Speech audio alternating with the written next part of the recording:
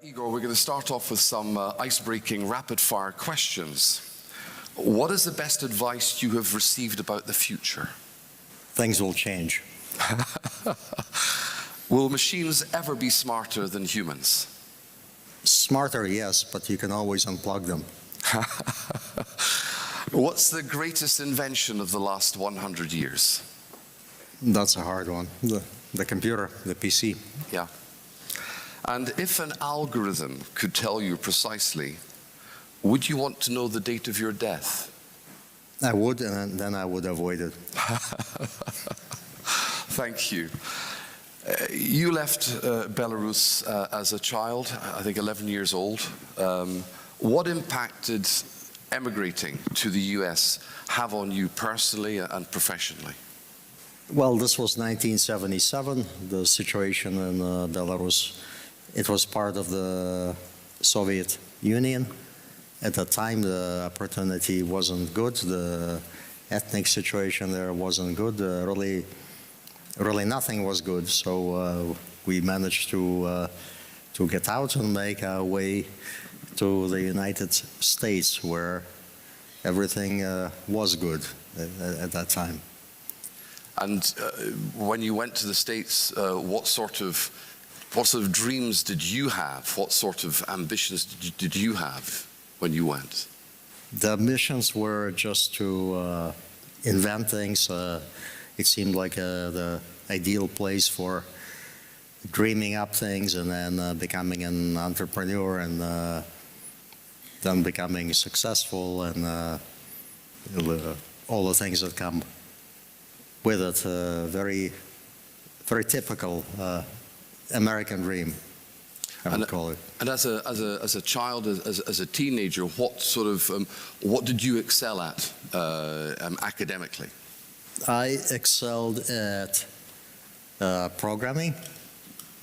We were lucky enough to get a few Apple computers in our school, and I found myself spending quite a bit of time learning how they work and playing with them. But then we got jobs prescribing antibiotics in a local hospital using the basic programs. I hope nobody died from it.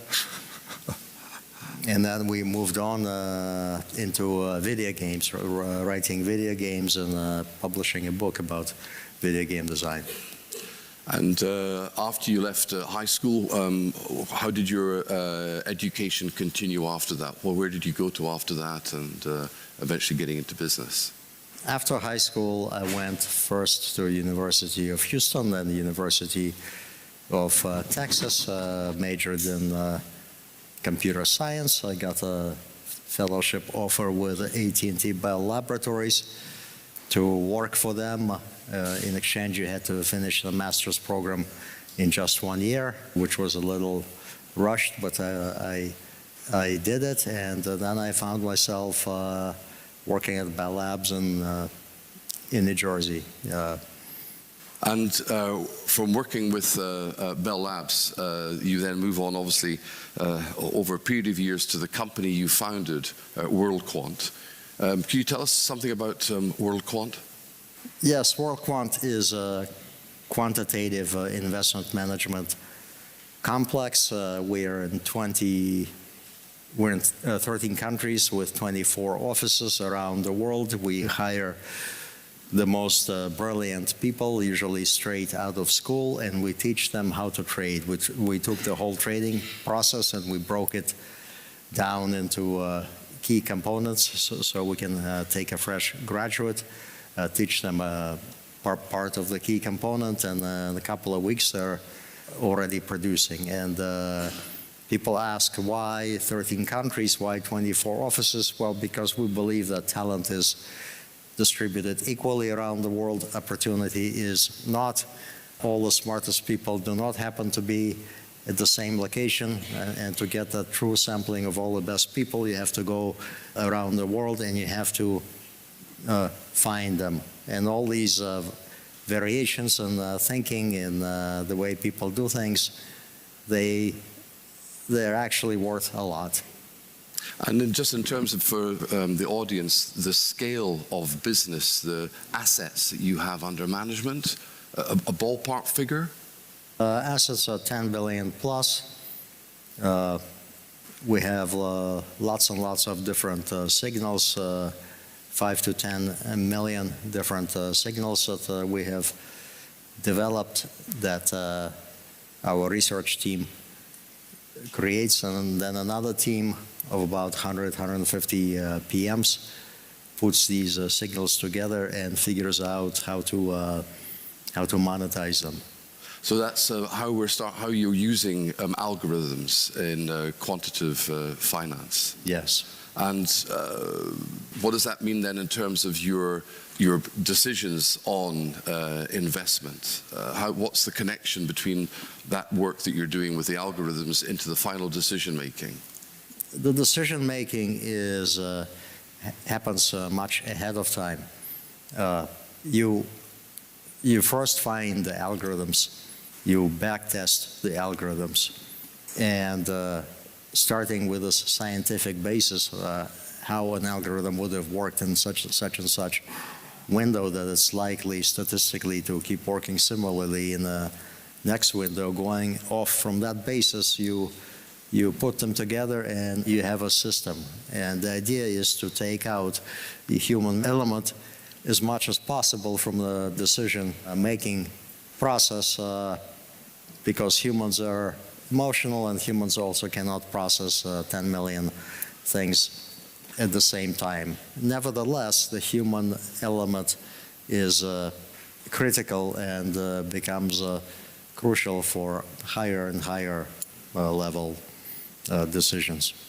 And in terms of this predictive technology using algorithms, how do you see this shaping our world? How do you see it affecting our future? Well, data is growing at exponential rates. There are all kinds of figures and all kinds of quotes that we give, but it's like tripling every couple of years, so it's growing exponentially, and with the data growing exponentially, it has to be interpreted.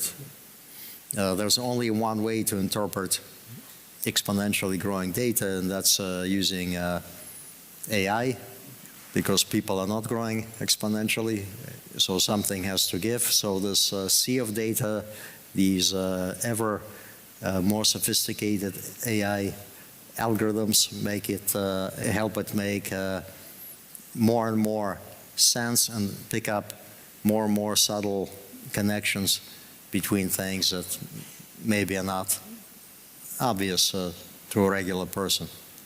So if we can turn to your book, Igor, it's focused on how AI and machine learning will reshape our lives in the future. How do you see humans and technology working together to enhance better outcomes, a better future? How do you see that happening? Humans and AI are very symbiotic, in the sense that the way AI does things and the way humans do things is very, very different. AI has breadth and scale, but it doesn't have a soul, okay? And humans, on the other hand, may not be able to process such vast amounts of information, but they have intent, they have history going back millennia of what's a correct decision, what's not a correct decision. Everybody always is asking, will AI replace humans? Humans have survived billions of years under all kinds of conditions. AI, as great as it is, all you have to do is take the plug out of the wall and it disappears. So until AI solves that problem, it's not in the same, it's not a contender for the survival game. Yet it's very symbiotic. It picks up relationships that are hard to see, and it can, we think of intelligence as something holy and sacred even, but What if intelligence is just that, intelligence, like a tree is a tree, and intelligence is intelligence, and it's something that arises naturally when you force ChatGPT to take a sequence of 10 words and predict 11th word. It turns out that in order to do that, you have to develop something called intelligence to predict that 11th word really well. But it's still a thing, it's still an object, so we have to think about the world where intelligence can become a commodity and everybody has access to it. And how do you exist in such a world where everybody can make super hard calculations, super hard plans? What would that world look like? Well, I suppose also then, there'll be people in the audience who are thinking about, particularly the students, thinking about their own futures as to what critical skills and human traits are needed to amplify the technology. In other words, the human part of this. From your experience, what would those be? What are the skills that we have that help us to work with AI and algorithms?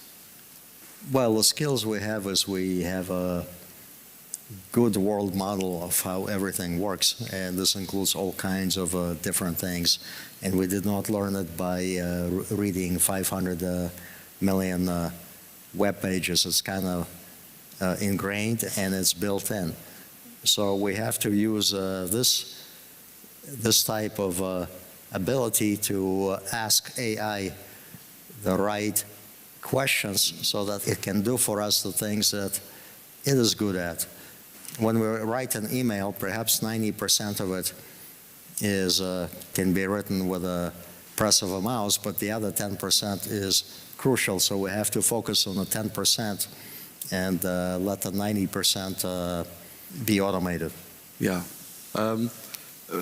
With more and more data, and you've talked about the amount of data that you're having to process now, the world seems to be more and more predictable, yet nobody really predicted the COVID pandemic. Do you see that's a contradiction, or was COVID maybe just a one-off, that generally we can now increasingly predict our future?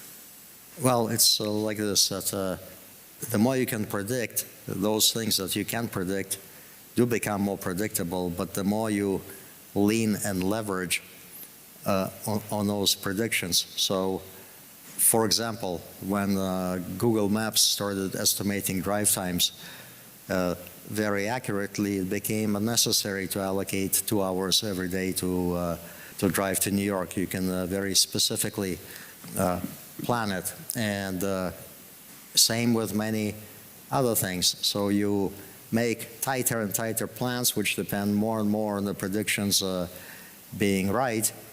But if something is not right, then something can go really wrong as well. So the risks, imagine a world in which everything that can be predicted has been predicted. What remains? It's kind of a scary place where you don't know what's going to happen next, and there is no way to know. But you cannot predict everything. Well, that you talk about that scary position. I think it's probably fair to say there will be many people in the audience here, I think generally, who worry about AI from a perspective, obviously, of, as you know, they're not experts on the subject, but in terms of how powerful AI can be, good uses to which it can be put, but also bad uses. What sort of words of reassurance could you give to the audience about don't be scared of AI because? Don't be scared of AI because good uses always outnumber the bad uses. So there will always, in any technology, there have been good uses, there have been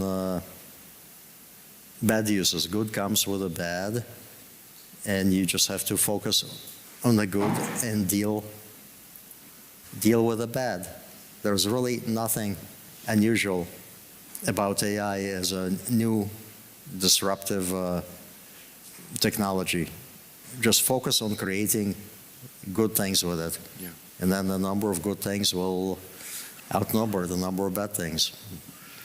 We talked slightly earlier about the talent that you're recruiting at WorldQuant, what you do, the skills and traits that help to amplify AI, the technology. How is AI and the growth of advanced technology affecting global talent? Do you see responses from the universities in terms of producing the sorts of people that you and others in your line of business want to see? Yes, there's a big focus on AI and AI-like talent. There's a strong surge in demand for these type of people, and you wind up having to compete for them. But like anything else, the educational system will catch up and will produce the right number of these people, and then the system will be in equilibrium again. And do you see regional differences between different parts of the world in terms of understanding AI, understanding algorithms, producing the people that are required between, let's say, the States or Europe, Asia, because as you mentioned earlier, you've got offices all over the world. Do you see significant regional differences or not? I would say at this point, not. The meccas of AI are still where they have been. Companies like OpenAI, where are they coming out? There's a big race to catch up and dominate, and that's happening. And this kind of dynamic can change. It can shift, and it requires a coherent and well thought out policy from governments, industries, and companies, how to stay competitive in all kinds of different circumstances and environments, because the breakthroughs are often very, very fast. All of a sudden, you get a step function, and you have to be ready. We've talked about talent, and that maybe is a good entry point then into maybe asking you to tell us a little bit about the university you founded, WorldQuant University. What was your motivation to create it, and tell us a little bit more about its purpose? The WorldQuant University is purely a philanthropic venture. It gives a master's degree in financial engineering for free. It's an online school. It has about 2,000 students, half from developed world, half from sub-Saharan Africa. And the idea was to kind of give a proof of concept that education can be delivered very cheaply and inexpensively in certain areas all around the world. The proof is here, and the next step is how to do it on a larger scale. And what would your sort of ambitions be looking ahead for the university? What's your 5 or 10-year plan, shall we say? I would love to see it multiples of tens and hundreds of where it is today. Yeah. The algorithms that we've been talking about, for many people here, algorithms are behind the scene. They don't see it. They see maybe the fruits of that in terms of forecasts, decisions made. Will algorithms replace us? No, they will not replace us, but they will be there. They'll be there doing all kinds of things, many things that we haven't thought of. They'll be predicting, they'll be driving, they'll be flying, they may be fighting, they may be giving psychotherapy, but they will not replace us because we're not algorithms. We're different kind of creatures. And how should we, as humans, how should we adapt? How can we adapt to this new world of predictive AI? How should we be reacting to this? We should rethink our processes, business processes and personal processes in terms of prediction, and recalibrate life around what's predictable and what's not. Your example before, if I wanted to know how long I would live, would I take it? Yeah, I would, because that very last day would be a very good day. I would really have fun on that day. So there. In terms of, I'm very conscious, we're talking about a subject that very few people are really expert on. You are one of them. What do members of the audience here today, maybe particularly, maybe less so, we've got a largely young audience, we have a number of older people, and we're going back to that point about how we adapt to this. What do we need to know? What should we be learning about to be able to cope and to deal with AI? What do we need to be doing? You need to get your hands on it and use it and see what it actually is. See what it can do, see what it cannot do. In the end, it's just a very far-reaching tool, and just learn it. Yeah, without learning, you can only philosophize.